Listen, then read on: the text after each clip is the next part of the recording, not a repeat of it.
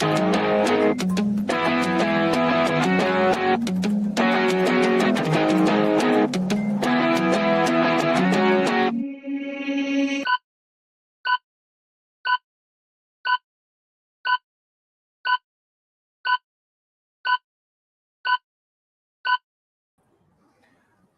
to this very special edition of the KAJ Masterclass Live, the show which ensures that you profit from your time spent here with experts, either through their industry insights, information, or simply learning from them. And today we have with us Dr. Mike Ayers. He is a researcher, former pastor, and is author of upcoming book, Father Friend, which he says is a research-based framework with 7 core competencies that dads need for every stage of a child's life, from trip through college.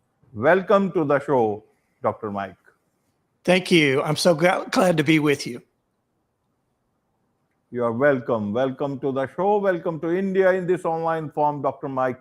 And I'm sure not just in India, but a lot of people, a lot of others across the globe will benefit from what we are going to talk right now. We'll talk about intentional fatherhood and much more around this. But before that, let's talk a bit about your journey, your background, so that the audience knows who they are listening to. Sure.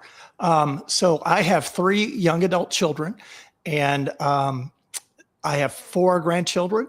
And so I've run the long race of fatherhood, and I try to share perspective from the finish line. My background is higher education and teaching. As you said, I'm a researcher. I have a PhD in organizational leadership. And while I was teaching in college, I also pastored a church. So I was a Christian pastor for 25 years. So all of that experience has led me to this point where I could form this framework for thinking about intentional fatherhood. My dissertation in my PhD work centered in on leadership and its relationship to identity formation in children and adolescents. So that proved to be incredibly helpful for me as I understood my own kids and how they grew and what I needed to do as a father to help them develop. And I found that over the years, my role needed to change. I was also in many conversations with families and fathers in the course of my pastoring, families in crisis. I've seen just about every kind of situation imaginable, from hard to manage toddlers and parents being overwhelmed with them, to rebellious teenagers and parents trying to figure out how to handle them. So I've got a lot of experience from the standpoint of fathering, and also the academic side, which I think helps as well. In particular, what are the points of influence that adults have on children that help them form identity? And that in particular has proved to be very helpful for me. Absolutely, absolutely. So you got the experience, you got the understanding, but why write this book? People keep their understanding, share wherever it is necessary, but not everyone goes and writes a book. Tell us about, why did you write the book? Do you see a larger problem that you are trying to solve? Yes, I do. I see many challenges that are facing fathers. First of all, the challenge of culture, and I'm sure this is true in India as well, but children are being impacted by social media and screens, and there's a need for men, for loving, strong men, to step up and to be the dads that they're called to be. I've seen dads who are overwhelmed with time, trying to manage priorities and give time to their children and presence to their children. And I seek to help them with that. But I also see dads, most dads I know, they love their kids. It's not a question as to whether they love them. It's a question as to whether they will love them intentionally. So that's why I talk about intentional fatherhood, purpose-driven fatherhood, because there are many benefits when a person clarifies purpose in their life And many dads are fathers, but they've never really come to understand what the purpose of fatherhood is. It's like describing water when you're drowning. Nobody has said, what is the goal? What is the aim of fatherhood in the first place? So that's what I seek to answer on my podcast, in my on my online resources. And as you know, I've just written a book that's going to be published, and it comes out in September, called Father Friend: How Intentional Dads Lean In, Lead Well, and Love Big at Every Stage. And in that book in particular, I've tried to define what is the purpose of fatherhood, but not only what is the purpose, but how can you achieve that purpose in very practical ways. So again, most dads are well-intentioned. I think what they need most is direction and purpose. And once they clarify that, then they have a game plan. Absolutely. From the children's side, what is it that they look for in their dads today? Because times have changed, needs have changed. Many children would want an iPhone the first thing whenever they can, and so many other things, and that will make a great dad. But from your perspective, I want, from the real situation, what is it that children want from the dad? More independence or more purposeful fatherhood? Yeah, I think in a world where fatherhood tends to be minimized, there's really no substitute for a father. And beyond anything else that you could provide your children, beyond any material things that you could provide your children, beyond certainly any kind of devices you could provide them, the biggest need is presence, intentional presence. And it's not just being in the room, but it's being intentional, strategic, and thoughtful with the presence. So children need that more than anything. They're starving for this.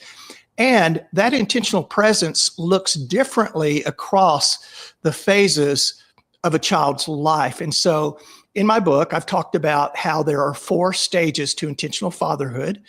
Those stages start from ages birth to 6, with the father being a strong protector, providing loving direction to his child, moving then from ages 7 to 12 to the confidence builder. This is the window of opportunity that dads have their most influence, is between the ages of 7 and 12. And you probably know this, your listeners know this, that's the time when your children look to a father. Research indicates that children between ages birth and 6 tend to lean toward a focus toward their mom, but that shifts in ages 7 to 12. And the dad has a unique opportunity to build competence and confidence in that child. And that leads to the 3rd stage, which is ages 13 through 20, where the father becomes now a steady anchor. And his role is to mentor his child. And then ages 21 and above, young adulthood, that is where the payoff is. And that's where the stage of being a faithful friend, being a supporter to your child. So you're taking your child from dependence to interdependence, all the way to independence. And so you go from them trusting you to eventually you trusting them. And I think that that's found very helpful for many dads, because many dads have an approach that they're comfortable with, but they've never understood that that role needs to shift over time, because their children need different things in different stages. Absolutely, absolutely. So why is it so difficult in today's time? Dads are always there. They should be there. They can be there, and many people are there for their children. But why is it not happening? Is it because they have not been trained, or is it because there are the bread and butter issues that are taking most of the time?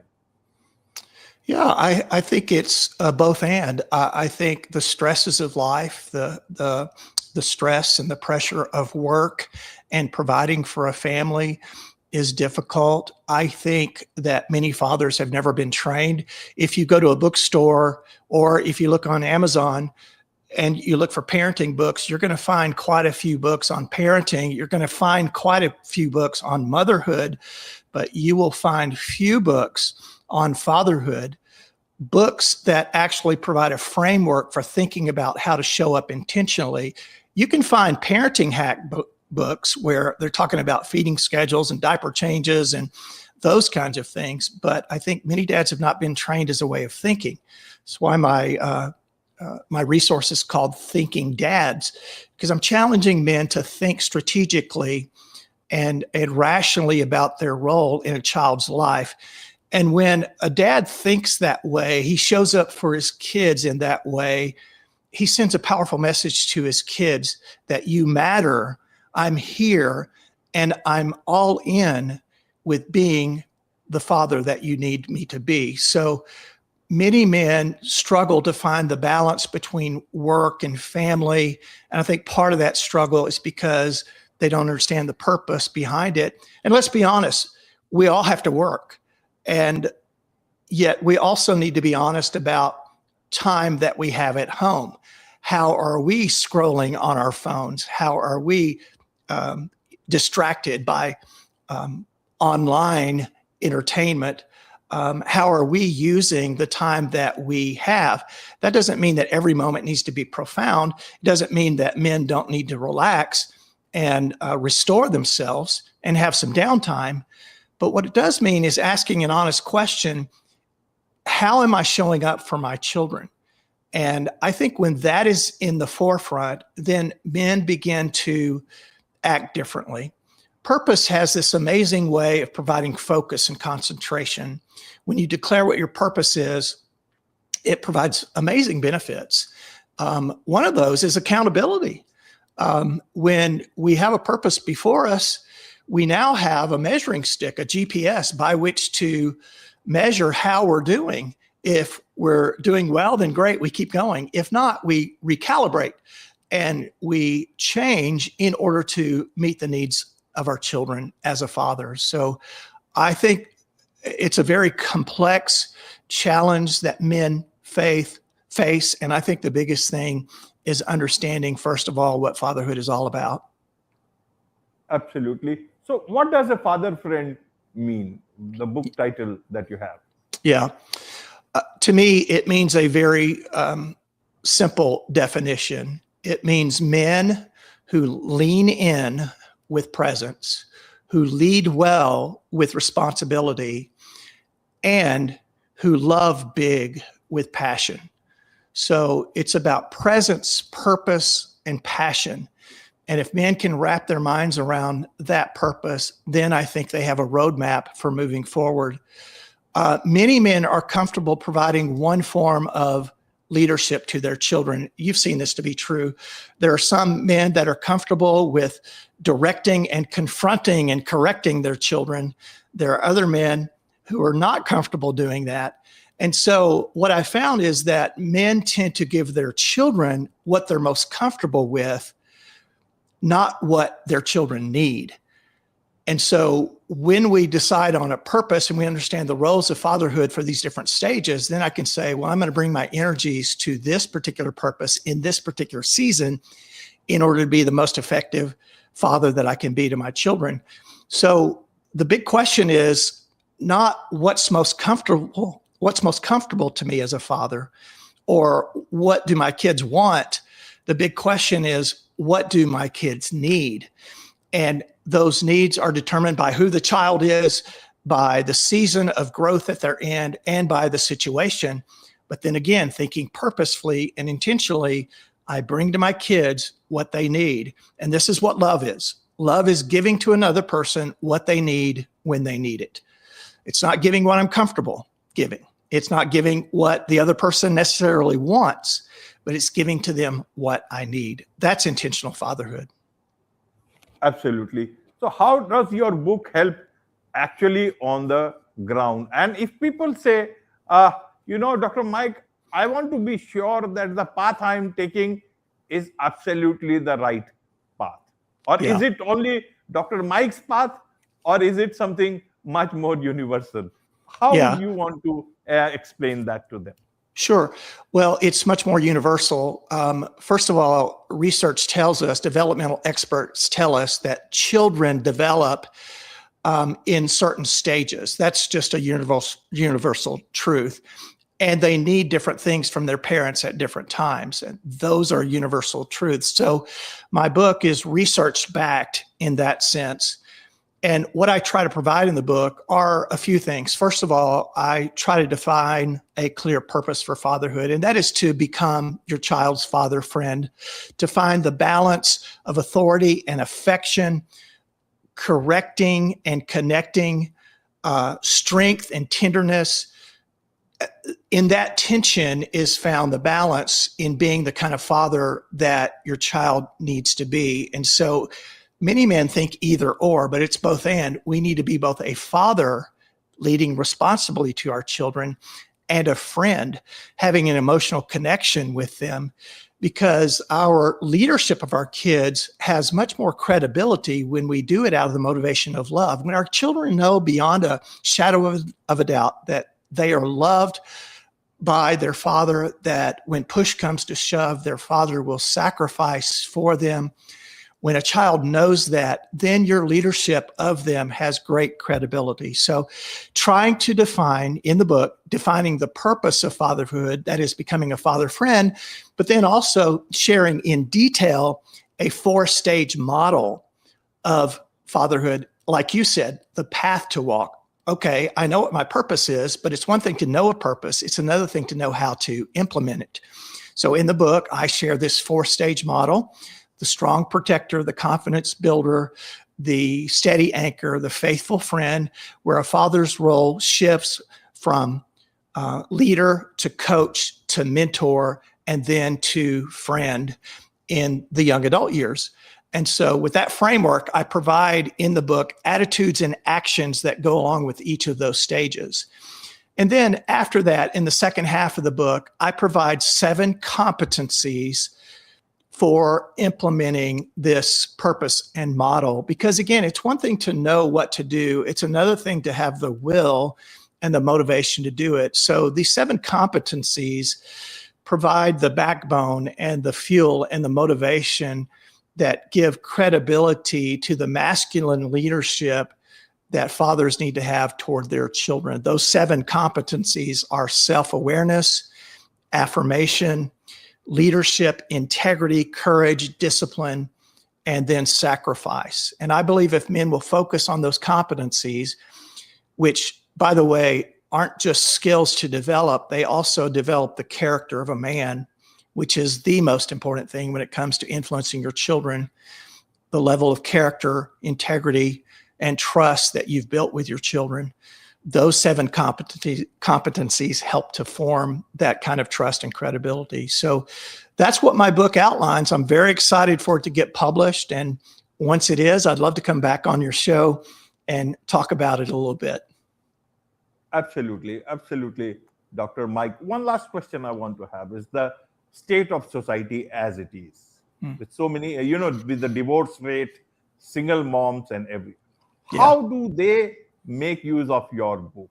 And in fact, for fathers also, who are meeting their children only sometime, how do they still manage to bring that impact on their children's life, wherever they are, whatever they are doing, whether if they are together, that's fine. But even if they are not, how do they bring that impact?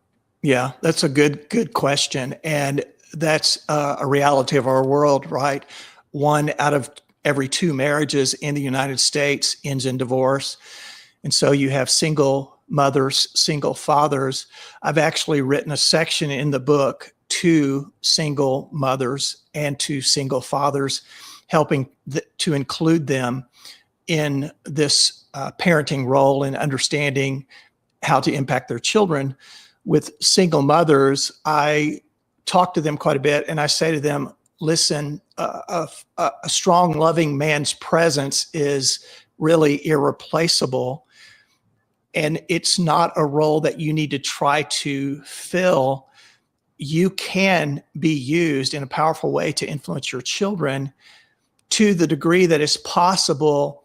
Still try to have strong, loving men in the life of your child. This could be an uncle. This could be a mentor of some kind, a coach, Every child needs a strong, loving man in their life to influence them and to speak to them. And so for mothers, single mothers in particular, I say, hey, what are the resources out there for your child to be exposed to this kind of masculine leadership? Because it's very important. And most women have the ability to do that. Your second question had to do with men being busy and being able to show up. The reality is that work takes up most of our week. The hours in work are long, they're difficult, sometimes even stressful. But there are moments in your child's life that you just cannot miss. The expectation is not that you be there for every moment of your child's life. That's impossible. We can't do that. The expectation is to be a powerful influence in your kid's life, is to be there at the moments that they most need you. And that's not an excuse as if to say, you know, quality time is more important than quantity of time. No. Children spell love T-I-M-E. We need time with them, and that's a quantity of time. But it's more about making the most of those moments. So in our lives, we have the minutes, you know, the clock on the wall, and we have moments. And the key is to make minutes into moments where we are making the most of the time that we have. And then when your child needs you, when there's something that's going on that you feel like is bigger than just a normal moment, you've got to be there. And that means at times sacrificing. So asking yourself the hard question, well, do I really need to take this promotion right now in the stage of my child's life? Is it really necessary? Do I really need to make more money? Do I really need to take on that project? Do I really have to take that trip for work? Those are the questions that we need to wrestle with. And I think if we wrestle with them honestly, then we come to a conclusion. And then our kids know that, hey, again, they are most important. So kids don't need much. They don't need a bigger house. They don't need a fancier car. They do at times need to know that they are the most important thing in your world. And that means finding strategic moments when you show up at the right time and being sure not to miss those moments. So I know it's difficult and it's more of a tension to manage than it is a problem to solve. But many dads just kind of go on default mode. And what they need to do is wrestle with these questions, make sure that those questions are in front of them. And then I think if they're motivated by love, they will in the end do the right thing. Absolutely do the right thing. Very well Yes. explained, Dr. Mike. And I'm sure a lot of people would want to, understand all these things from you, also from your book, which is expected in September. What's the best way for them to connect with you now and also get hold of the book when it comes in September? Yeah, thank you. So they can follow us on social media at Thinking Dads. We're on Facebook, Instagram, and YouTube. I have a podcast called the Father Friend Podcast, and that is shared on the platforms of Apple and of Spotify. And then I have a blog at fatherfriend.net. That's my resource website, fatherfriend.net. And they can really get any information they want there. I have some free resources that are available. In fact, the first free resource I offer on the website is on time management, and it's called Regret-Free Fathering. So I talk about managing priorities and managing time, and that's a free resource that people can sign up for to receive just by going to my website. And I'd love for them to take part. The book is supposed to come out in September. I don't have an exact launch date. We're in the refining phases of the manuscript right now. We've got the book cover done. We're finishing up the manuscript, and then it will be set for print, I believe, in some time in like September, hopefully August, if things work out a little more quickly. But I will be announcing that on social media and also announcing it on my website. So that book will be available on Amazon and on other major bookseller platforms, and it should be available also in bookstores. Absolutely. With this, it's a wrap on this very special edition of the KAJ Masterclass Live. Thank you so much indeed for joining us. Thank you so much for having me.